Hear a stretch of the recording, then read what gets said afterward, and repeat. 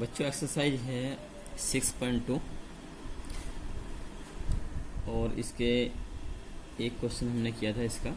और question number 2 में दिया गया है कि चित्र में ए बी समांतर सी डी और सी डी समांतर ई एफ। देखो बुक आपके पास जरूर होनी चाहिए। जब भी आप वीडियो देखने बैठे बुक को जरूर लेकर बैठे।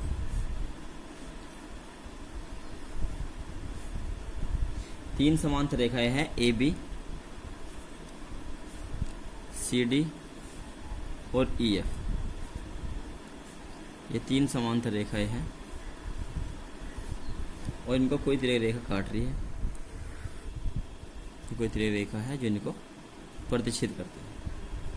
ये कोण है x और ये कोण है y जो दिया हुआ है, और ये कोण है z। हमें x का मान फाइंड करना है इसमें, यानी कि x का मान हमें ज्ञात करना है। और दिया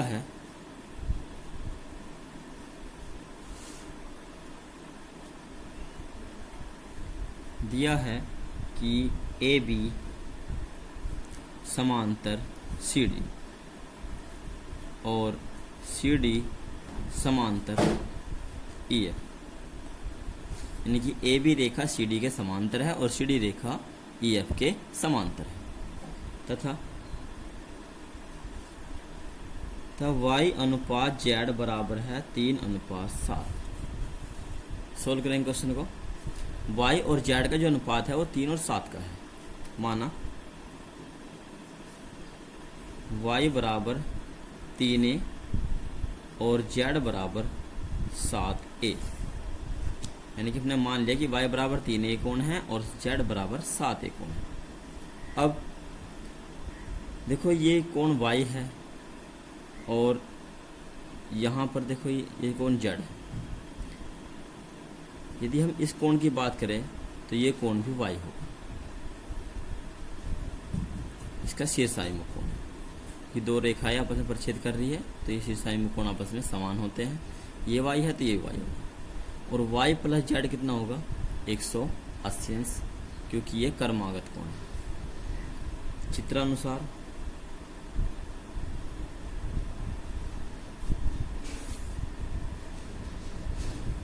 या फिर ऐसे भी कह सकते हैं कि ये कोण y है तो ये कोण भी y होगा, ठीक है, क्योंकि ये इसका संगत कोण है। ठीक। अब चित्रानुसार y प्लस z बराबर 180 अंश, y प्लस z बराबर 180 अंश। y की वैल्यू है 3a, z की वैल्यू है 7a बराबर 180 अंश। जोड़ेंगे 10a बराबर 180 अंश और a बराबर 10 से भाग कर देंगे 180/10 कितना आएगा 18 अंश। तो a का मान आ गया 18। इसलिए जो कोण y है y कोण हो जाएगा 3a, a का मान 18 तिया 54। और यहाँ पे कोण जो z है, जैसे हमें कोण x का मान निकालना है, परंतु z का मान निकाल लीजिए। z बराबर कितना हो जाएगा 7a, 7 गुना 18, 18 7 126। हमें वैल्यू जो ज्ञात करनी है वो करनी है x की वैल्यू ज्ञात। यहाँ पे जो x और y कोण है इनका योगफल होगा 180, क्योंकि ये है कर्मागत अंत्य कोण, ठीक है। अब x प्लस वाई बराबर 180 अंश, क्यों? क्योंकि ये कर्मागत अंत्य कोण है, कर्मागत अंत्य कोण। और y की वैल्यू हमने अभी याद किया 54 से, तो x प्लस 54 बराबर 180 अंश और x बराबर 180 माइनस 54 हटाएंगे, x बराबर 126 अंश। 126 x का मान हो जाएगा। ये होगा इसका आंसर, ठीक है। नेक्स्ट क्वेश्चन नंबर 2 है, सॉरी क्वेश्चन 3। देखो क्वेश्चन नंबर 3 में बेटा दिया हुआ है इसमें कि जो ए बी रेखा है ये सी डी के समांतर है। और ई एफ यानी कि ये जो ई एफ रेखा है ये सी डी पर लंब है। लंब यानी कि यहाँ पे 90 अंश का कोण है, ठीक है। और ये दिया हुआ है कि कोण जी ई डी यानी कि ये जो कंप्लीट कोण है ये 126 अंश का है। और हमें जो मान ज्ञात करना है वो करना है कोण ए जी ई यानी कि ये कोण जी ई एफ यानी कि ये कोण, और कोण एफ जी ई ये कोण। ये कोण नंबर 1, ये कोण नंबर 2 और ये कोण नंबर 3। इन तीनों कोणों के मान हमें ज्ञात करने हैं। तो ये कोण यहाँ पे क्योंकि ई एफ जो है वो सी डी पर लंब है तो इसलिए ये कोण कितने का होगा, 90 अंश का होगा। ये कंप्लीट कोण यहाँ पे दिया हुआ 126 अंश का, तो क्या करेंगे 126 में से 90 को घटा देंगे, ये कोण बच जाएगा, ठीक है। तो दिया है ए बी समांतर सी डी। ए बी जो है वो सी डी के समांतर है तथा ई एफ लंब है C D. E F C D पर लंब है, इसलिए कोण एफ ई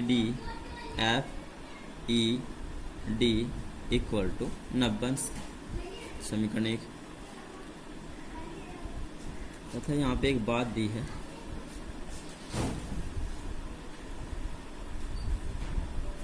कोण जी ई डी बराबर 126 अंश, ठीक है। अब हमें मान निकालना है कोण जी ई एफ का। कोण जी ई एफ बराबर हो जाएगा 126 माइनस 90। 126 माइनस 90 घटाएंगे 36। तो कोण 2, ये कौन सा कोण है, कोण नंबर 2 है, ठीक है। तो इसका मान कितना आ गया 36 अंश। अब देखो ए बी समांतर सी डी यानी कि ए बी या सी डी के समांतर है।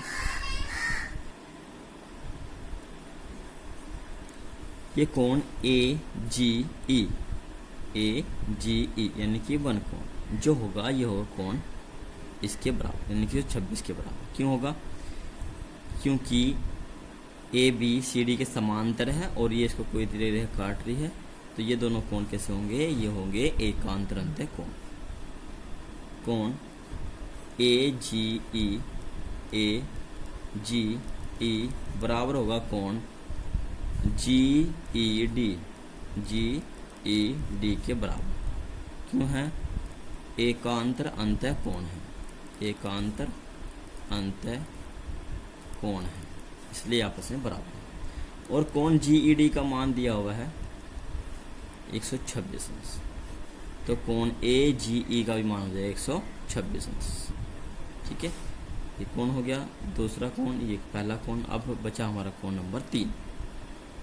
अब कोण 3 की यदि हम बात करें तो कोण 3 जो है और कोण 1 जो है यहाँ पर एक ही युग्म कोण बने, तो इनका योगफल होगा 180 अंश, क्योंकि रेखा ए बी के बिंदु जी पर बने रेखीय युग्म कोणों का योगफल 180 अंश होगा। अब कोण ए जी ई प्लस कोण एफ जी और ई इक्वल टू 180 अंश। क्यों, क्योंकि ये रेखिक युग्म कोण है, रेखिक युग्म कोण। और कोण ए जी का मान हमने अभी याद किया 126 अंश, तो 126 प्लस कोण एफ जी ई यानी वो कोण नंबर 3 है यहाँ पे, एफ जी ई बराबर 180 अंश।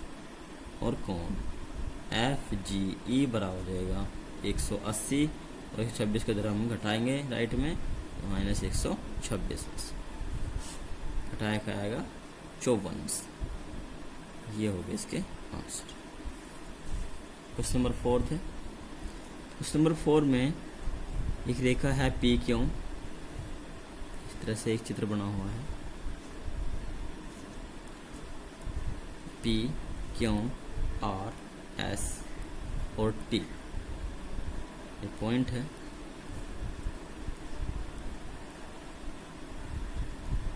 ये कोण दिया हुआ है 110 अंश का, ये कोण है 130 अंश का, और हमें कोण निकालना है क्यू आर एस, यानी कि ये कोण हमें ज्ञात करना है।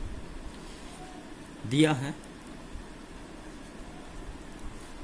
पी क्यू समांतर एस टी, पी क्यू जो है वो एस टी के समांतर है, तथा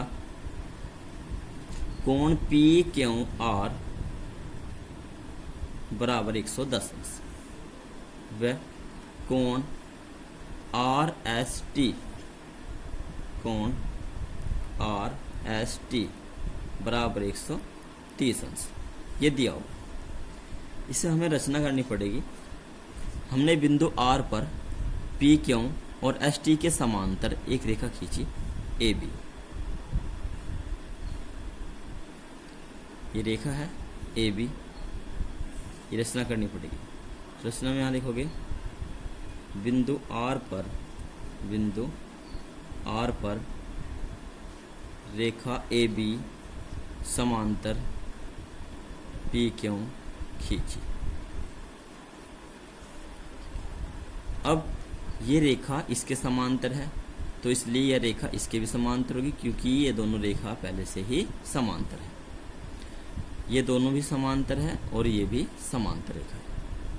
यदि हम कोण, इस कोण की बात करें, ये कोण नंबर 1 मान लीजिए, ये कोण नंबर मान लीजिए 2, और जो कोण हमें निकालना है वो कोण मान लीजिए आप कोण नंबर 3। कोण 1 और ये जो कोण है यहाँ पर, यानी कोण 1 है ए आर क्यू और कोण पी क्यू आर, ये दोनों कोण कर्मागत अंत कोण है और इनका योगफल होता है 180। चित्रानुसार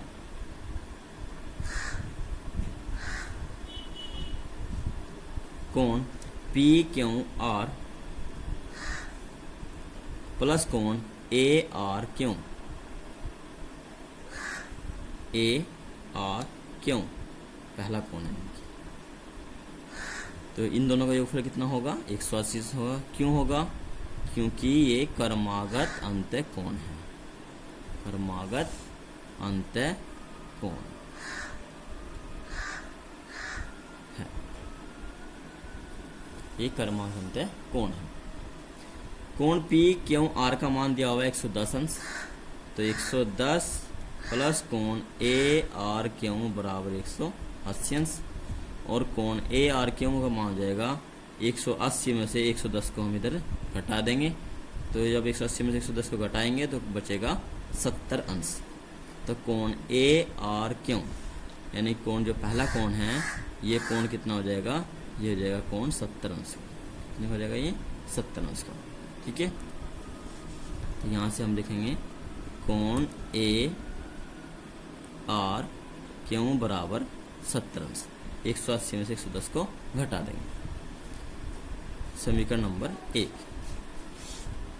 अब इसी प्रकार ये जो कोण है, कोण आर एस टी 130 अंश का है, और कोण एस आर बी कोण नंबर 2, इन दोनों का योगफल भी 180 अंश होगा। ठीक है, तो कोण 2 का जो हम मान निकालेंगे तो 180 में से 130 को घटा देंगे, तो ये कोण आ जाएगा कितने का? 50 अंश का। ठीक है, अब फिर इसके बाद इन तीनों का योगफल कितना होगा? 180 अंश होगा, क्योंकि ये भी रेखा ए बी के बिंदु आर पर बनने से कोण है, तो सभी का योगफल कितना होगा? इनका 180 होगा, यानी कि कोण 1 प्लस कोण 2 प्लस कोण 3 का योगफल 180 अंश। फिर तीनों जोड़ के बराबर 180 अंश, और 70 और 60 सॉरी 70 और 50 120, और 180 से घटा देंगे तो आएगा 60 अंश। ठीक है, तो करेंगे इसी प्रकार कोण आर एस टी प्लस कोण एस आर बी बराबर 180 अंश, ये भी कर्मागत अंत कोण है। ठीक है, कर्मागत अंत कोण है। कोण आर एस टी का मान दिया हुआ है 130 अंश, प्लस कोण एस आर बी, इसका मान हमें ज्ञात करना है, बराबर 180 अंश। और कोण एस आर बी बराबर हो जाएगा 180 और 130 को घटा देंगे राइट में, माइनस 130 अंश बराबर बचेगा 50 अंश। समीकरण नंबर 2। ये कोण 2 जो हमने माना था उसका मान है कोण एस आर बी का। अब रेखा ए बी के बिंदु आर पर बने कोणों का योगफल बराबर 180 अंश।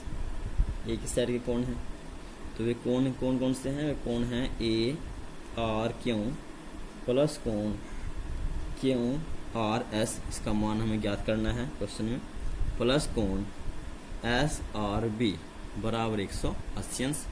कोण ए आर क्यू का मान हमने अभी पीछे ज्ञात किया 70 अंश, प्लस कोण क्यू आर एस, इसका मान हमें ज्ञात करना है, प्लस कोण एस आर बी, तो ऊपर हमने ज्ञात किया है 50 अंश और बराबर 180 अंश।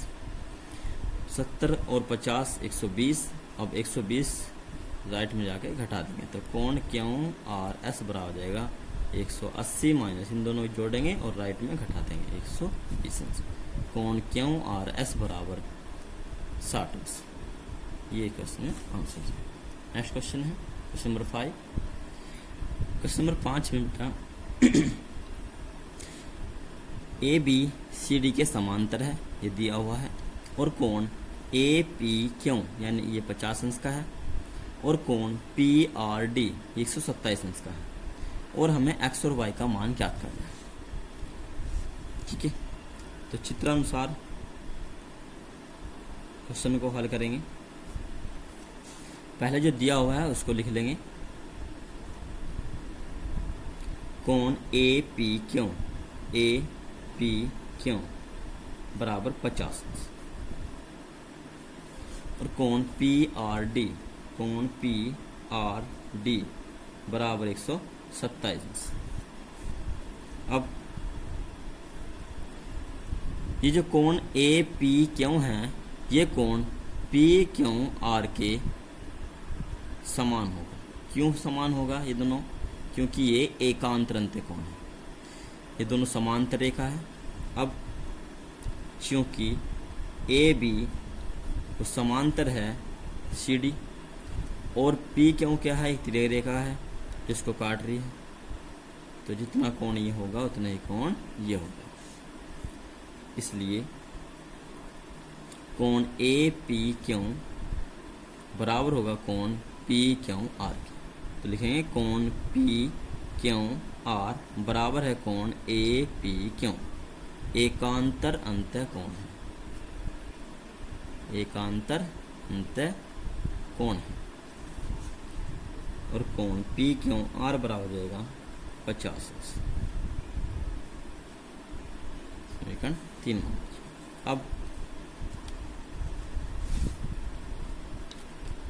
अब हमें वैल्यू निकालनी है y की। अब यहाँ पे देखो चित्र में ए बी सी डी के समांतर है, और अब ये तिर्यक रेखा जो पी आर है इसको डिवाइड कर रही है, इन दो बिंदुओं पर छेद कर रही है पी पर और आर पर। तो यहाँ पे कोण ए पी आर यानी कि ये कंप्लीट कोण ए पी आर बराबर होगा पी आर डी इसके ऊपर। ठीक है, क्योंकि ये भी एकांतरंत कोण है। लिखेंगे कोण ए पी आर बराबर है कोण पी आर डी